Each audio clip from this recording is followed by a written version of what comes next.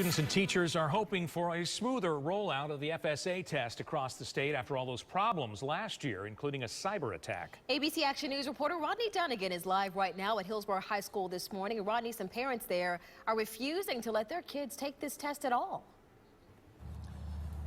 Well, that's exactly right, Dia. You know, there were so many issues last year that a number of districts were forced to suspend testing. Now, the Department of Education has undergone a number of changes to prevent any of those problems this year, but there is no guarantee that when students log on to take the test beginning today, that they will not run into any issues. The state said that students were required to go online to take practice tests ahead of time. Reviews of the system were also put in place to try to avoid some of the issues from last year.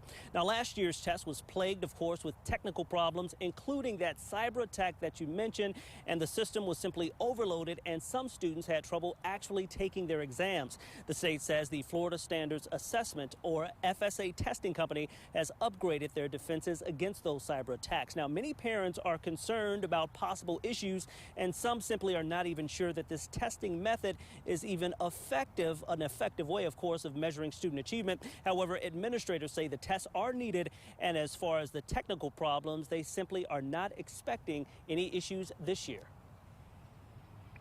Because of the things that we put in place, we believe that we're going to be in a much better position this year than we were from last year's administration. We are losing valuable hours, hundreds of hours, in classroom instruction because of this focus on passing this test.